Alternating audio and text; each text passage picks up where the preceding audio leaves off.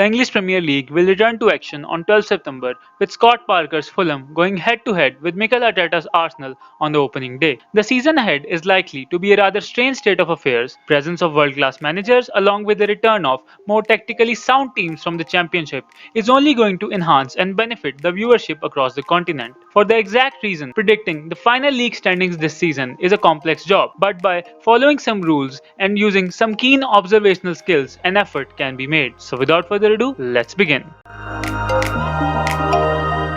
Slaven Bilic is a decent manager, but considering their squad, style of play and matchday placements, West Brom are likely to declass this season. The Baggies had an excellent run in the Championship, but the lack of creativity in the middle of the park and a mediocre defense will be the two key reasons for a domestic downgrade. Poor transfer strategy and the over-reliance on an out-of-form Charlie Austin to provide the necessary goal contribution without proper supply from midfield are all the wrong indicators in a very competitive lane. In the same manner, Aston Villa had the second worst defense in the league last season, with England international Jack Grealish proving to be the main difference between Villa and the other relegated teams. This campaign, things are dissimilar, and the unidimensional playing style of Dean Smith will be tactically outclassed by more accomplished managers in the league table. With the future of Jack Grealish uncertain and a paper-thin squad, Aston Villa are in for a long and hard 12 months of domestic football. The Lily Whites are back in the English top flight under the leadership of Scott Parker. Aspirations among the club faithful are pretty high, but the reality paints a different picture. The inexperience in managerial terms and below par quality of the Fulham squad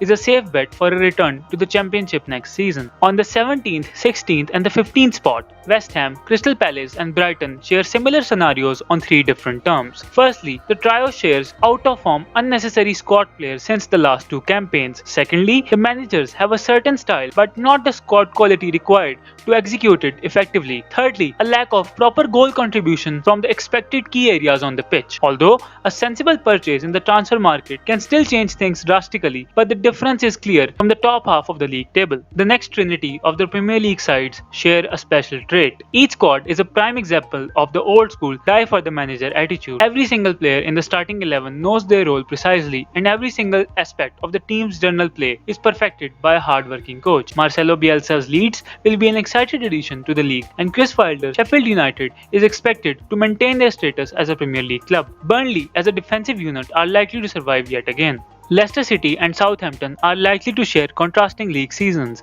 Brendan Rodgers enjoyed a stellar spell last term, with most of the match week spent in the top four, but the post-lockdown form of Jamie Vardy and the team in general slowed down massively, resulting in the absence of Champions League football this season. James Maddison and Jamie Vardy will once again be the attacking tandem, with significant help from Yuri Tillemans and Ndidi in midfield. But considering the transfer business and the aging star man, Leicester are predicted to finish lower this term. On the contrary, Ralph Hasenhüttl's progress with the Saints is down to his tactical brilliance. The shift in the team's attitude and momentum from the 9-0 demolition on the hands of Leicester City is a delight to watch for any football fan, and the upward trajectory is likely to continue. Mikel Arteta did a commendable job last season with an FA Cup victory against a tough Chelsea side. The addition of Gabriel, Willian and the return of William Saliba will be colossal for Arsenal in the long term, and the stay of star striker Pierre-Emerick Aubameyang won't disturb the team's goal tally. But one complication still remains, and that is the absence of creativity in the middle of the park. The failure to achieve European football means an easier fixture list and more recovery for the squad, but everything considered, Arsenal are far off from the top three spots in the English top flight. Wolverhampton Wanderers' stay in the top flight is set to be long-lasting.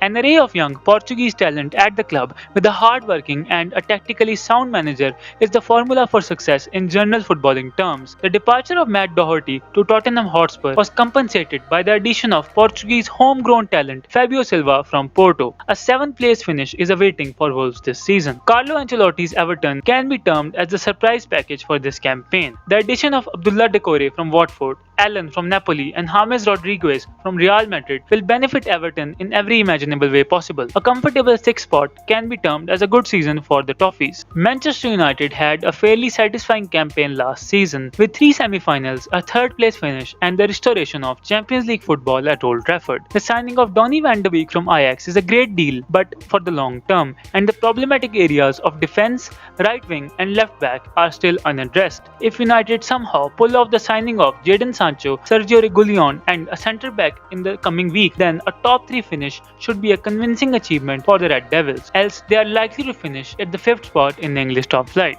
The London outfit had one of the best transfer windows in Premier League history. The purchase of Thiago Silva and Ben Chilwell brings experience and leadership. Timo Werner, Hakim Ziyech and Kai Havertz will provide a better attacking output than last season, and the acquisition of goalkeeper Mendy and centre-back Malang Sarr are two options for many years to come. Chelsea have improved in every key area of the pitch, and the only questionable thing is Lampard's tactical depth against bigger teams. Nonetheless, it is a safe bet to predict the fourth spot for the Blues in 2020. Mourinho is once again under the spotlight and certainly looks to prove his doubters wrong. His second place finish with Manchester United was achieved with a fairly weaker squad, and with Tottenham the scenario is completely different. The sensible investment of Pierre-Emile Højbjerg brings solidity in midfield, and the surprise addition of Matt Doherty is the perfect investment for a Jose Mourinho defensive setup. The club is set to sign a backup striker in the current window, and all things considered, a third place finish with a Europa League victory would answer any critics of the legendary Portuguese tactician.